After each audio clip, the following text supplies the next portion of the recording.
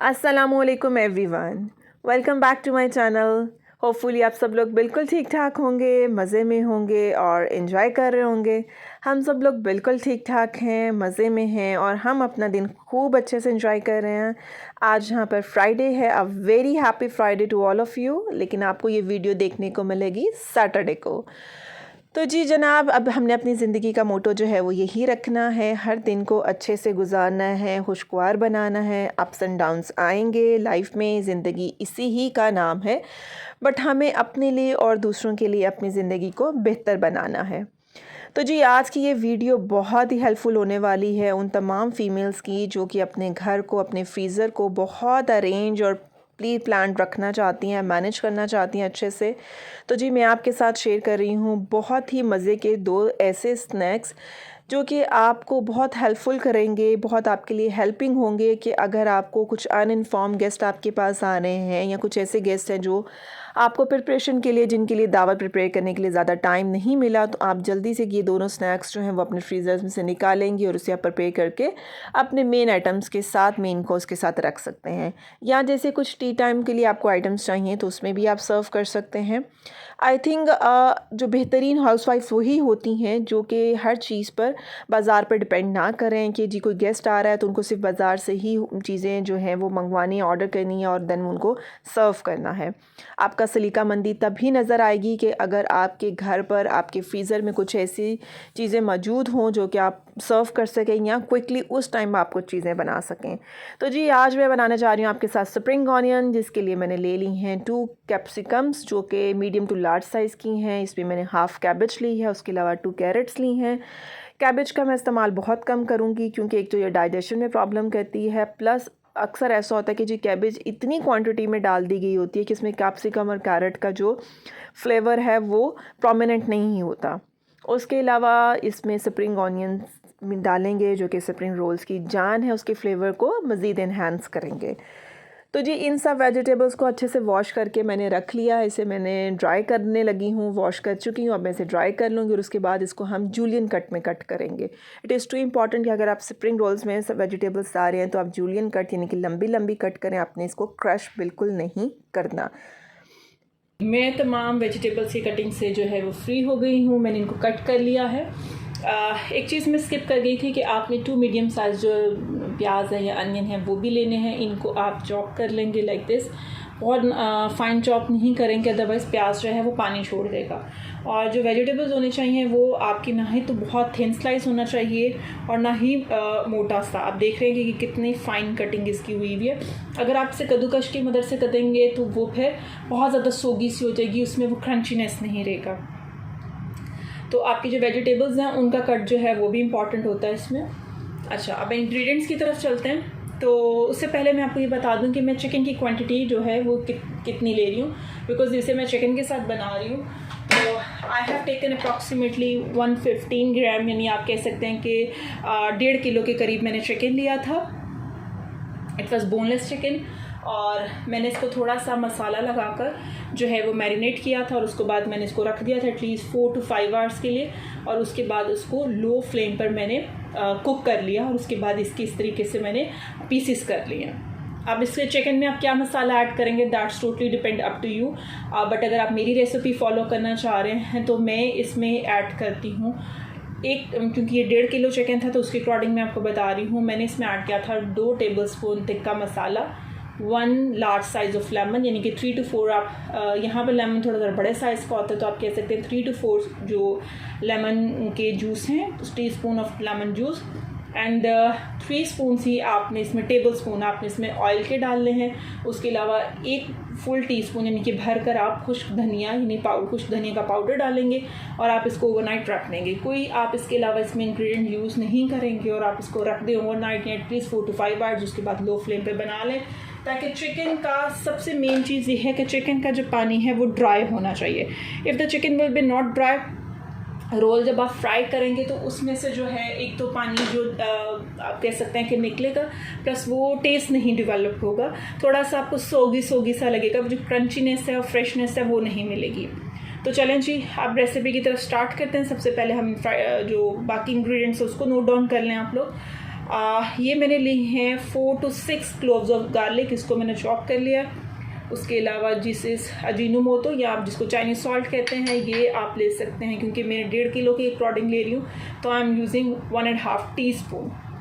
उसके अलावा 2 टेबलस्पून मेरे पास सोया सॉस है, और दिस इज़ 2 टीस्पून आप कह सकते हैं मेरे पास, 2 टेबलस्पून मेरे पास काली मिर्च है, और 3 to 4 जो है वो मैंने ग्रीन चिली ऐड की हैं। आगे ग्रीन चिली जो है वो डालनी आपने ज़रूर है, बट कितनी ऐड करनी है एंड वो टोटली आपके स्पाइस लेवल पे डिपेंड करता है कि आपको कितना स्पाइस लेवल जो है वो इसमें पसंद है। तो चलिए मज़ीद इसको स्टार्ट करते हैं। तो यहाँ पर अप्रॉक्सीमेटली मैंने 1 टेबलस्पून के करीब ऑयल लिया है, और उसमें हाफ़ जो हमने चॉप किए थे गार्लिक यानी कि लहसुन, हम इसे अच्छे से टोस्ट कर लेंगे। इसे हमने ब्राउन बिल्कुल नहीं करना। और उसके अलावा इसमें हम ऐड कर देंगे अनियंस जो कि हमने चॉप किए थे। अनियंस को भी हम जो है वो फ्राई नहीं करेंगे, गोल्डन ब्राउन बिल्कुल नहीं करना है, इसको लाइट सा आपने पिंक सा यानी ट्रांसलूसेंट सा करना है। इसके बाद मैंने इसमें कैबेज ऐड कर दी है, देन मैंने इसमें कैरेट ऐड की है, और इस स्टेज पर आप जो है इसमें सॉल्ट और ब्लैक पेपर ऐड करेंगे। ब्लैक पेपर जो है उसमें हम थोड़ी क्वांटिटीज़ की ऐड करेंगे, ज़्यादा नहीं ऐड करेंगे। और सोया सॉस इस स्टेज पे हम बिल्कुल नहीं डालेंगे, अदरवाइज़ जो वेजिटेबल्स हैं उनका कलर जो है वो डार्क होना शुरू हो जाएगा, फ्रेशनेस नहीं रहेगी। प्लस अब मैंने इसमें 1 बाउल जो स्प्रिंग ऑनियंस का था वो ऐड कर दिया है। यहाँ पे वेजिटेबल्स फ्राई हो गई थी तो मैंने इनको अलग करके साइड पे कर लिया है। अब बाकी जो हमारे पास गार्लिक रह गया था उसको, उसके साथ मैंने जो चिकन हम लोगों ने बनाया था वो डाल दिया है, और इसमें मैंने सोया सॉस जो है वो ऐड कर दिया 2 टेबलस्पून। बाकी की जो ब्लैक पेपर थी वो ऐड की है, और इसको अच्छे से मैंने फ्राई कर लिया। अच्छा जी, यहाँ पर आप इसको 1 से 2 मिनट तक पकाएंगे, और उसके बाद आप ये वेजिटेबल्स जो हैं वो इसमें ऐड कर दें और इसको मिक्स कर लें अच्छे से। मिक्स करने के बाद आप क्या करेंगे कि आप इसमें 2 सीक्रेट चीज़ें जो हैं वो डालेंगे। जी बिल्कुल, ये सीक्रेट ही हैं, लाइक थोड़ा सा हटकर हैं। 1 चम्मच आप भर कर डालेंगे, 1 टेबलस्पून आप इसमें चाट मसाला का, और 1 टेबलस्पून आप इसमें भर के डाल लेंगे तिक्का मसाला का ही। ठीक है जी। और इसके अलावा जो ब्लैक पेपर की क्वांटिटी जो मैंने ऑलरेडी बताई थी वो मैंने क्योंकि 3 स्टेजेस पे डाली है तो वो डालेंगे। यहाँ पर आप देख रहे हैं कि मैंने इसमें तिक्का मसाला जो है और चाट मसाला वो ऐड कर दिया। यहाँ पर जैसे स्प्रिंग रोल्स जो हैं वो रेडी हो चुके हैं, इसका मिक्सचर रेडी हो चुका है, तो मैं इसको थोड़ा सा सेमी कर्व करके रख दूँगी ताकि ये जो है जल्दी से ठंडा होना शुरू हो जाए। और साथ में मैंने ये शीट जो है स्प्रिंग रोल की, इसको बाहर निकाल के रख दिया फ्रीज़र से ताकि ये सेट हो जाए। मैं जो है केजी की यहाँ पर पेस्ट्री मिलती है ये यूज़ करती हूँ। It is very fine quality, मुझे कभी भी इसमें कोई प्रॉब्लम नहीं आई है, और बहुत अच्छा इसका टेस्ट होता है, हार्ड नहीं होती, क्रंची रहती है। सो इसमें जो है वो 50 शीट्स होती हैं अप्रॉक्सीमेटली। तो 48 के करीब का काउंट जो है इसका होता है, 48 to 50 का काउंट। तो अभी मैं इसको थोड़ा सा कवर करके रख दूँगी। कवर करना इसलिए ज़रूरी है, अदरवाइज़ अगर जो एयर का इंटरेक्ट होगा शीट्स के साथ तो शीट्स जो हैं वो थोड़ी सी कॉर्नर से एजेस से हार्ड होना शुरू हो जाएंगे। तो इट इज़ इम्पॉर्टेंट कि आप जो एजेस हैं उनको भी थोड़ी देर कवर करके रख दें। आफ्टर 5 to 10 मिनट्स तब तक मिक्सचर भी जो है वो ठंडा हो चुका होगा, और शीट्स जो भी हैं वो भी it will be very easy कि हम उनको 1 by 1 जो है वो सेपरेट करते जाएँ। तो जी अब मैं बाइंडिंग के लिए जो रोल्स की हमने बाइंडिंग करनी है उसके लिए पेस्ट बनाने लगी हूँ। For that I am going to take, मैंने तकरीबन हाफ कप के करीब जो है वो वाटर लिया है, पानी, और उसमें मैं ऐड कर रही हूँ तकरीबन 2 से 3 टेबलस्पून ऑफ मैदा के। ऑल पर्पस फ्लावर जो है वो आप ऐड कर लेंगे। So you will just give it a quick stirrer, हल्के से अच्छे से हम इसको हिला लेंगे ताकि इसकी जो है ना वो एक पेस्ट सी बन जाए। तो थोड़ा सा पका लूँगी ताकि ये थोड़ी सी थिक होना शुरू हो जाए।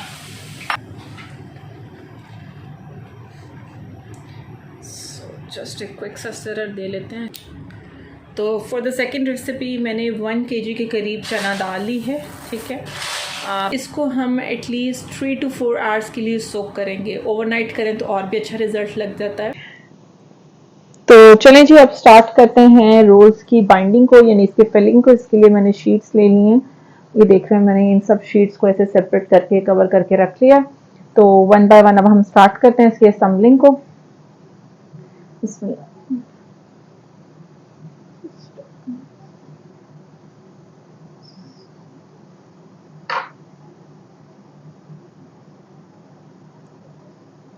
हम असेंबलिंग करेंगे। अच्छा जी, यहाँ से इस कॉर्नर से पकड़कर यहाँ पे इसको हम थोड़ा सा टाइट करेंगे। अच्छा, अगर रोल को हम फिलिंग को टाइट नहीं रखेंगे तो जब इसको फ्राई कर रहे होंगे तो इसमें फिर ऑयल जाने के चांसेस होते हैं, तो सो इसको आपने टाइट करना है। और यहाँ से मैं इसमें ये जो स्लरी से हमने बनाई थी पेस्ट, ये ऐड करना शुरू कर दूंगी। ये कॉर्नर्स पे हम अच्छे से लगाएंगे ताकि कॉर्नर्स जो हैं वो अच्छे से पेस्ट हो जाए। इसको सील आपने लाजमी करते जाना है, साथ साथ हल्का हल्का प्रेस करके। रोल का जो आपने साइज रखना है दैट्स डिपेंड ऑन यू, आपकी अपनी चॉइस है कि आप क्या साइज रखना चाह रहे हैं। मुझे तो जो स्टैंडर्ड फिलिंग साइज है यही पसंद है। बहुत ज्यादा बड़ा भी नहीं मुझे पसंद, क्योंकि जैसे बच्चों वाला घर है, बच्चे भी खा रहे होते हैं तो वो फिर वेस्ट होने के चांसेस ज्यादा होते हैं। सी आप ये देख रहे हैं कितनी अच्छी और परफेक्ट सी शेप जो है वो बन गई है। सो इस तरीके से ये मैं तमाम बनाती रहूंगी। I have a ziplock bag here, और ये मैं इस तरीके से जिपलॉक बैग में डालती जाऊंगी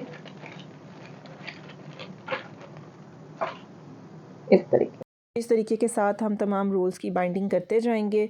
बाइंडिंग आप मुख्तलिफ़ तरीक़ों से कर सकते हैं। मुझे ये शेप पसंद है क्योंकि इससे जो मिक्सचर है वो चारों तरफ से सील हो जाता है, तो चाहे आप डीप फ्राई भी कर रहे हों तो वो बिल्कुल भी एक्सट्रैक्ट नहीं होता, बाहर नहीं निकलता। तो पहले 1-2 रोल्स बनाने में टाइम लगता है, उसके बाद तो बस आप स्पीड में आ जाते हैं और धड़ धड़ आप फिर बनाते जाते हैं। अच्छा जी, तो ये मेरे रोल्स जो बनकर रेडी हो चुके हैं, ऑलमोस्ट मेरे 50 के करीब यानी 49 के करीब मेरे रोल्स बने हैं, जिसमें से 3 डज़न के करीब ये हैं, 1 डज़न वो हैं, और इसके अलावा कुछ जो है क्वांटिटी ये है जो कि अभी मैं फ्राई वगैरह कर लूँगी। नॉर्मली मैं क्या करती हूँ कि मैं इसको इस साइज़ के जिपलॉक बैग में सेव करती हूँ। इससे ये होता है कि एक तो ये फ्रीज़र में जो जगह है वो कम लेते हैं, ऑक्यूपाइड नहीं होता इतना फ्रीज़र आपका, प्लस इसको हैंडल करना इजी होता है। अच्छा जी, आपने इसे पैक कैसे करना है? जैसे मैं 6 की जो है लेयरिंग करती हूँ, आपने इसे क्या करना है, जब भी आप कोई भी साइज का बैग इस्तेमाल कर रहे हैं, आपने उसके अंदर पहले तो पूरा बैग को आप सील कर देंगे। Then at the last edge, यानी कि जो इसका लास्ट वाला किनारा होगा उसको आप थोड़ा सा ओपन रहने देंगे। उसमें आप कोई भी स्ट्रॉ जो है वो इंसर्ट करें और आपने एयर को एवैक्यूएट करना है, यानी बाहर की तरफ आपने हवा को खींचना है। मैं आपको करके दिखाती हूँ।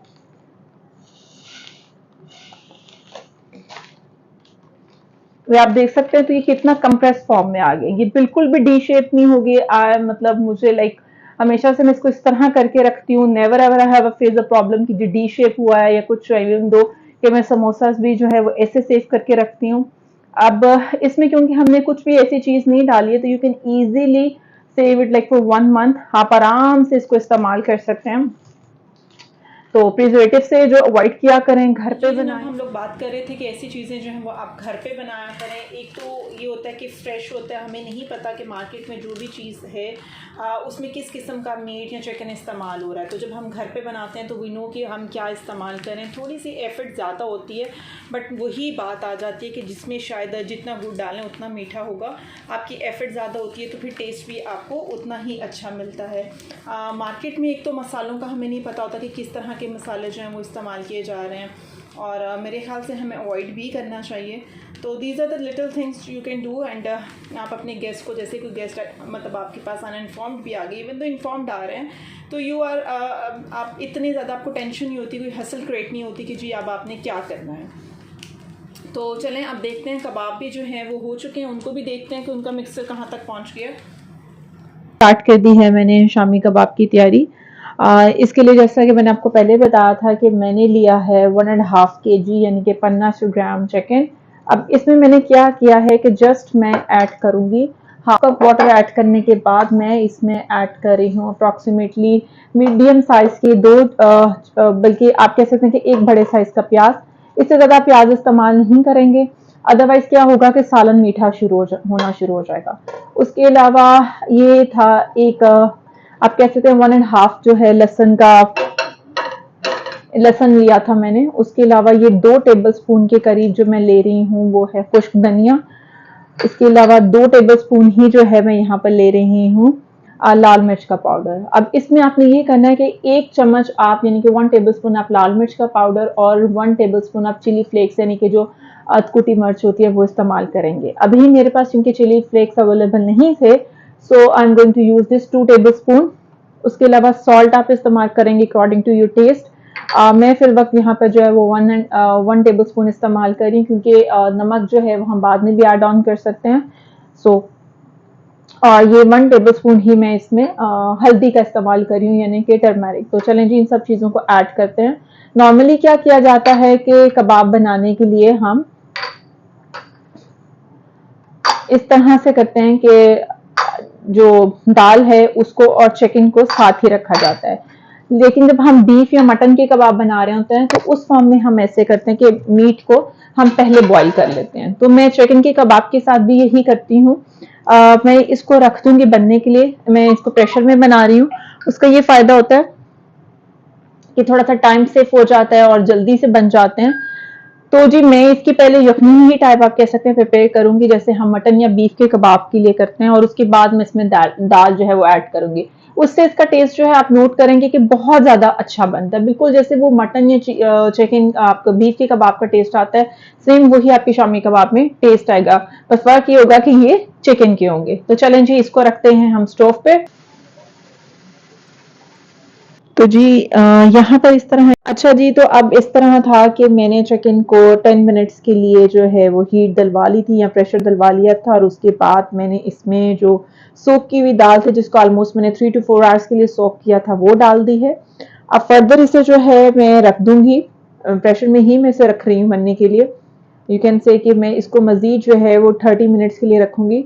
20 मिनट्स के लिए हम इसको रखेंगे मीडियम टू हाई फ्लेम पर, और जैसे विसल स्टार्ट हो जाएगी तो हम फ्लेम थोड़ा सा जो है वो स्लो कर देंगे, और इसको हम 10 मिनट्स के लिए मजीद पकाएंगे ताकि ये अच्छे से जो है चिकन और दाल जो है वो यकजा हो जाए। तो चलें जी इसको रखते हैं प्रेशर पे।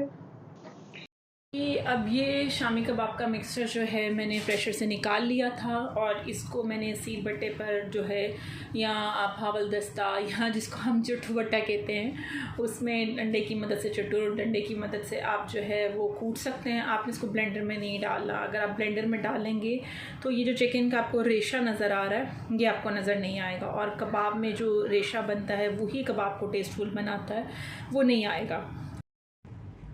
तो जी इस स्टेज के ऊपर आकर मैंने इसमें शामिल कर दी है 1 चम्मच काली मिर्च, ठीक है, ब्लैक पेपर 1 टेबलस्पून जो है वो ब्लैक पेपर है, 1 टेबलस्पून वाइट पेपर यानी कि सफ़ेद है मिर्च है। उसके अलावा 2 टेबलस्पून जो है वो गरम मसाला पाउडर के हमने ऐड किए हैं। 2 मीडियम साइज़ के प्याज हैं जो कि हमने फ़ाइन चॉप करके डाले हैं। आपने इसको क्रश नहीं करना, क्रश करेंगे तो उसका प्याज पानी छोड़ देगा, ठीक है। उसके अलावा हमने आलमोस्ट 1 कप के करीब, या आप कह सकते हैं बाउल के करीब जो है वो हमने धनिया और पुदीना डाला है, ठीक है। आपने पुदीने को स्किप नहीं करना। पुदीना आप यानी कि मिंट आप लाजमी शामिल करेंगे, उसमें इसमें बड़ा अच्छा सा फ्लेवर आएगा। अच्छा जी, अब इसको आप थोड़ा सा हाथ के साथ जो है वो मिक्स करेंगे। यहाँ पर अगर आप स्पून की हेल्प लेंगे तो स्पून वो हैवी ड्यूटी नहीं कर पाएगा, तो इसलिए आप इसको थोड़ा सा, ग्लव्स आपने इसलिए पहन लिए कि आप जो है सैनिटी का भी जो ध्यान रहे, तो आप इसको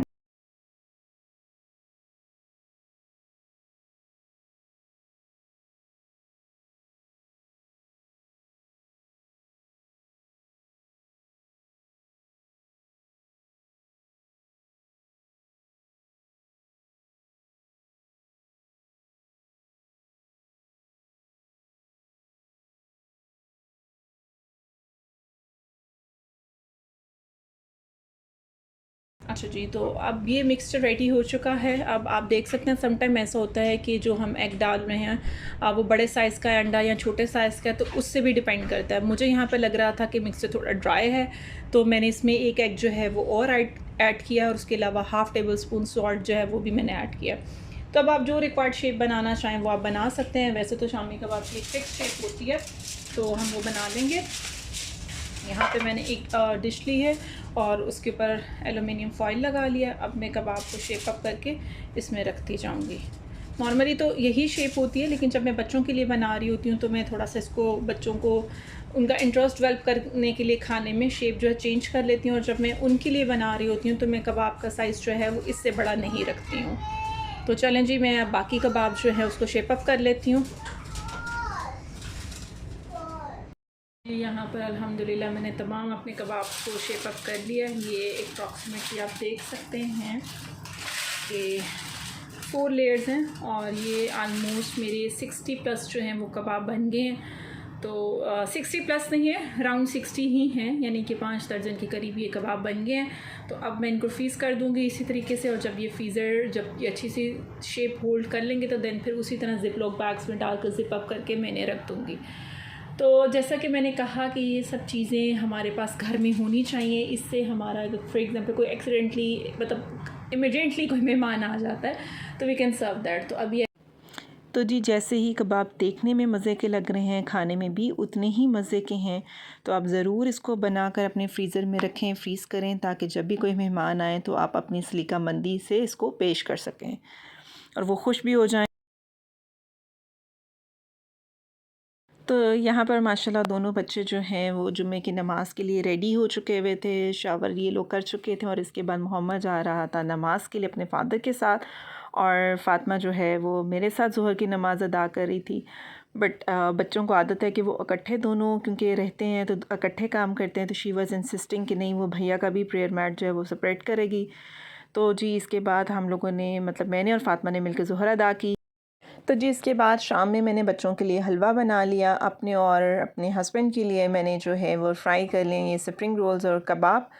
तो होपफुली आपको ये पसंद आएंगे। आप इन्हें बनाकर ज़रूर जो है अपने फ्रीज़र में रखें ताकि कोई भी गेस्ट आए तो आप क्विकली इसको पुदीने और धनिया की चटनी के साथ सर्व कर सकें।